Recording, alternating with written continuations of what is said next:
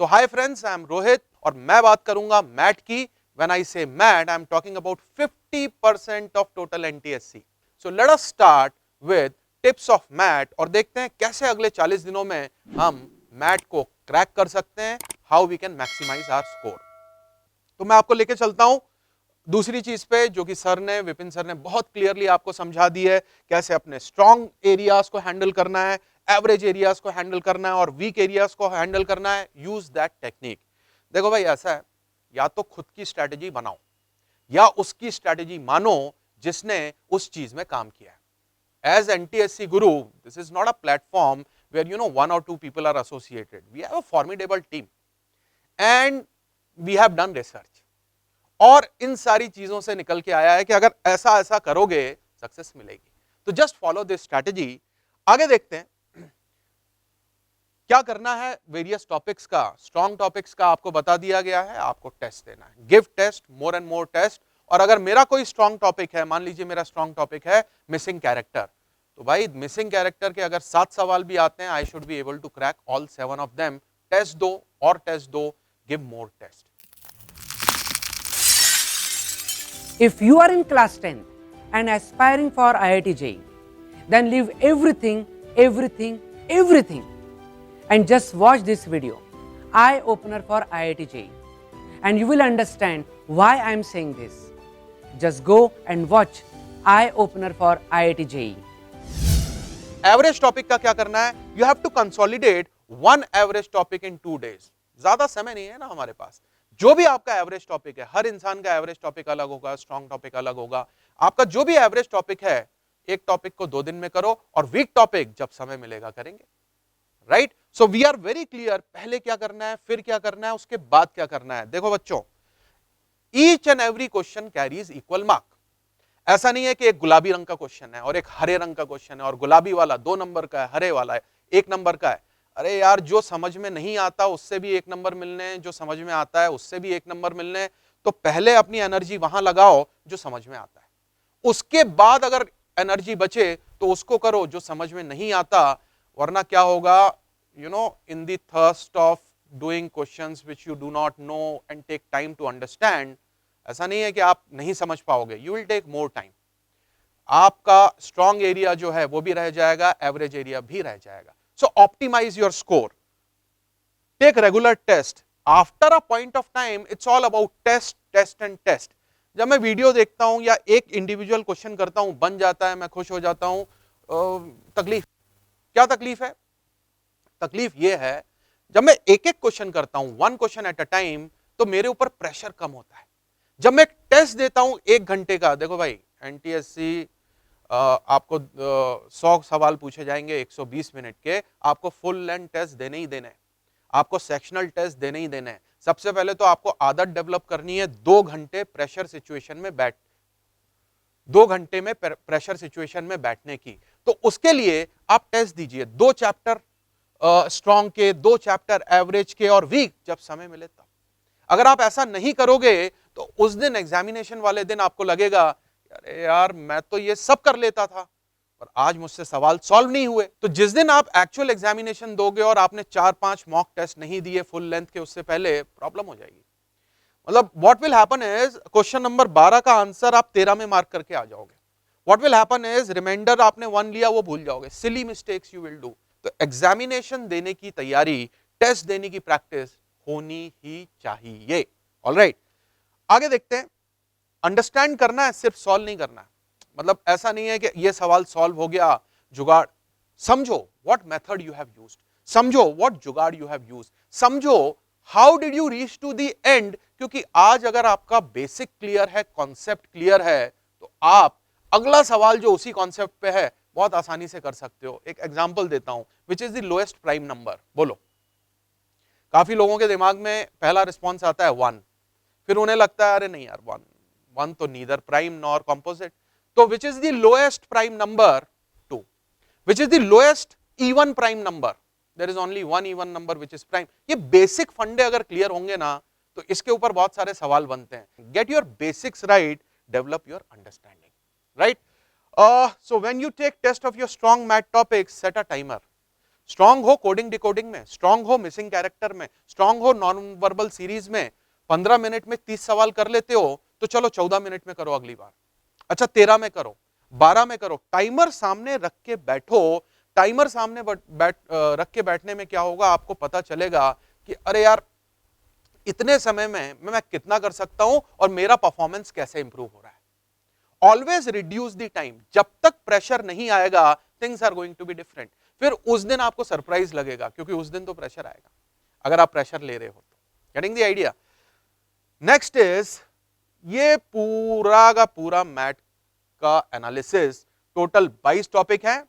Some topics are more important for all the states. तो ये सारे टॉपिक सारे स्टेट्स में पूछे जाते हैं। हमने, हमारी टीम ने जो एनटीएससी गुरु में काम करती है उसने ये खोज के निकाला। दिस इज द एडवांटेज जब आप एक अच्छे रेप्यूटेड फॉर्मिडेबल रिसर्च ऑर्गेनाइजेशन के साथ जुड़ते हो, ये सारी चीजें आपकी बहुत हेल्प करती हैं। डेटा है, अगर मैं बोलूं यार ये इंपॉर्टेंट है तो पहला ध्यान इस पे देने का है, तो बाकी छोड़ना है नहीं, बाकी नहीं छोड़ना है। I will get specific also, बाकी नहीं छोड़ना है, पर इन सारे टॉपिक्स पे थोड़ा ज्यादा फोकस रखना है। और अब मैं स्पेसिफिक बात करूंगा, मैं बात करूंगा कि किस स्टेट में क्या होता है। कुछ स्टेट्स के एग्जाम्पल दूंगा आपको। जैसे अगर आप ओडिशा में रहते हैं, वहां पे पढ़ाई करते हैं, 12% questions are from clocks and calendar. लो भाई 100 में से 12 क्लॉक एंड कैलेंडर। करना क्या है, A to Z clock and calendar की थ्योरी पढ़ लो, सारे सवाल कर लो अगर आप ओडिशा के हो।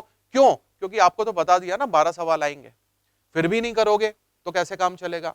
और अगर आप किसी और स्टेट में हो तो इस टॉपिक से 5 सवाल आते हैं। ये सारी चीजें small small things they make a lot of difference. तो ये हुई उड़ीसा की बात। अब आप इन स्टेट्स में अगर रहते हैं, अगर आप दिल्ली में रहते हैं, अगर आप पंजाब में रहते हैं, Madhya Pradesh, Gujarat, Orissa, all the names which are visible here. बहुत इंपॉर्टेंट बात, surprise, 30% of the questions which are asked in maths, they are which are asked in math, they are from pure mathematics, class 8, 9, 10, average, percentage, profit and loss, ये math में पूछ लेता है। तो उस दिन ये मत बोलना ये तो चीटिंग है। चीटिंग नहीं है, आपको बता दिया। ये हमारी रिसर्च टीम ने बताया 30% ऑफ मैथ मैथमेटिक्स से आता है। तो कोई चीटिंग नहीं है, ये मैथ्स के अलावा का मैथ्स है जो इन स्टेट वालों को मिलेगा। किस तरह के सवाल पूछता है? ऐसे सवाल पूछता है। क्या ये कठिन सवाल है? यार क्या पता, अगर आपको ये टॉपिक आता है तो कठिन है, तो सरल है, नहीं तो कठिन है। Let me solve this for you, you will get some idea किस तरह के सवाल पूछे जाते हैं और उनको किस तरीके से आप सॉल्व करते हैं। Deepak's salary is reduced by 10% in order to have his salary back to the original amount. It must be raised by how much percent? अच्छे से पढ़ो, ये 30% वाला ही मामला है। ठीक, मैथमेटिक्स जिसमें रीजनिंग है, या फिर वो चाहता है इसमें रीजनिंग अप्लाई करो और इसका जवाब दो। What exactly is happening? एक है दीपक, उसकी सैलरी नहीं दी तो 100 रुपए ले लो। तो दीपक की सैलरी 100 रुपए, 10% रिड्यूस की, 100 का 10% निकालते हुए आना चाहिए मेंटली। कैसे निकालते हैं? कोई भी नंबर का 10% निकालने के लिए राइट हैंड से एक डिजिट के बाद डेसिमल लगा दो, आ गया 10%। और 1% निकालने के लिए 2 डिजिट के बाद डेसिमल लगा दो। तो 100 का 10% होगा 10 और 1% होगा 1। ये फंडा क्लियर? ठीक। अब देखो रीजनिंग, इसको लिख के करेंगे तो मैथमेटिक्स, दिमाग लगा के करेंगे तो रीजनिंग। तो दीपक की सैलरी 100 रुपए थी, 10 कम हो गई, कितनी हो गई? 90। अब इस 90 को कितना बढ़ा दिया जाए so that it becomes original, यानी 90 को 100 तक पहुंचाना है। 90 में क्या ऐड करना चाहते हो? 10 रुपया ना। 10 रुपया ऐड करोगे तो वो 10 रुपया 90 का कितना परसेंटेज है? We will not use any pen and paper. देखो भाई 90 का 10% होता है 9, तो 90 प्लस 9 क्या हुआ? 99। तो यार ये तो हो नहीं सकता, ये तो 8% है, ये तो हो नहीं सकता, ये तो 10% है, 10 के ऊपर ही होगा। तो ऑप्शन सी आंसर है या डी? अभी सी आंसर होगा। क्यों होगा? क्योंकि 90 का 1% है 0.9, बताया था ना टेक्निक। तो 10% 9 और 1% 0.9, तो 9.9 99.9 पे पहुंच गए। 90 प्लस 9.9 आ तो गया आपका आंसर, 100 तक पहुंच तो गए। ये आपका आंसर है, आगे बढ़ो। देखो बच्चों ये एकदम डिफरेंट एग्जाम है, इसमें मुझे स्टेप बाय स्टेप करने की जो आदत है, जिसमें टीचर गुड देता है, वेरी गुड देता है और स्टार बनाता है, उससे बाहर आना पड़ेगा। क्योंकि इसमें एक ही सच्चाई है, वो ये कि कौन सा ऑप्शन सही है। We are living in covid times, आपने देखा होगा गूगल फॉर्म्स के थ्रू भी पढ़ाई हो रही है, तो lot of you are used to objective type of questions, and matters not the means. तो हमने इसको ओरली किया। अगर आपको समझ में आया तो बहुत अच्छी बात, नहीं आया एक बार फिर वीडियो को रिवर्स करके देख लेना, शायद आपको समझ में आ जाए। तो this is the kind of mathematics जो दिल्ली, पंजाब, गुजरात, एमपी, ओडिशा, वेस्ट बंगाल, यूपी, बिहार, हरियाणा, इसमें पूछा जाता है मैथ सेक्शन के अंदर। So no surprise for you if you are from one of these states. Alright, आगे बढ़ते हैं। To conclude, how states respond to NTSC math. हर स्टेट का अपना अपना तरीका है। एडवांस लेवल, मॉडरेट लेवल, पढ़ लो भाई आप किस स्टेट के हो, और इजी, आप मध्य प्रदेश के हो, एपी के हो, आसाम के हो, गुजरात के हो, झारखंड के हो, कॉन्ग्रेचुलेशंस, आपका पेपर आसान आएगा। तो सिर्फ तुम्हारे लिए आसान थोड़ी आएगा, सारे बच्चों के लिए आसान आएगा। देखो ये सारा डेटा बहुत इंपॉर्टेंट है। अब इसका इंप्लीकेशन क्या है और इसका इंटरप्रिटेशन क्या है। मैं यार मध्य प्रदेश का हूं, ठीक, मेरा पेपर आसान आने वाला है, सबके लिए आसान होगा। आसान मतलब सरल क्वेश्चन जो जल्दी सॉल्व हो जाए। तो क्या होगा, मेरा कट ऑफ हाई जाएगा। यार सबके लिए आसान, तो सब लोग सही करेंगे। और एक चीज ध्यान रखना, क्वेश्चन पूरे 100 के 100 करके आना, ठीक, क्योंकि नो नेगेटिव मार्किंग, तो गट फीलिंग पे भी आंसर मार्क करके आना। तो आसान है तो सबके लिए आसान है, सरल है तो सबके लिए सरल है, अगर उसने तैयारी की है तो, और कट ऑफ हाई जाएगा। इफ इट इज एडवांस, मतलब महाराष्ट्र, दिल्ली, कर्नाटका, ओडिशा, वेस्ट बंगाल, हाई लेवल के क्वेश्चन पूछेगा, थोड़ा लॉजिक स्ट्रांग लगाना पड़ेगा, थोड़ा सा समय लगेगा उसको डेसिफर करने में, पर सबको यही लगेगा, तो कट ऑफ थोड़ा नीचे जाएगा। तो बात को समझो, अगर आप मॉडरेट में आते हो, अगर आप पंजाब, राजस्थान, यूपी, बिहार, चंडीगढ़, छत्तीसगढ़, गोवा, तेलंगाना, मॉडरेट का मतलब यार 100 सवाल है ना, तो वो कुछ सवाल बनाता है इजी, कुछ बनाता है मॉडरेट, और कुछ बनाता है एडवांस। तो इजी बनेगा कम, एडवांस बनेगा कम, और मॉडरेट बनेगा ज्यादा, राइट। तो अगर आप इन स्टेट्स के हो, आपको तीनों चीजें मिलेंगी, यहां पे इजी ज्यादा मिलेंगे, यहां पे कठिन ज्यादा मिलेंगे। So the point is, identify the state you are in and then focus on the kind of questions which are asked from various topics. Getting the idea? So this is how states respond to NTSC MAT. मुझे लगता है अगर आप इन सारे tips को use करेंगे, वो जो विपिन सर ने 100 टेक्निक बताई थी उसको यूज करेंगे, जो पॉइंट्स मैंने आपको दिया, you should be able to comfortably handle NTSC in next 40 days. हमारा क्रैश कोर्स चालू है, if you want you can enroll in crash course.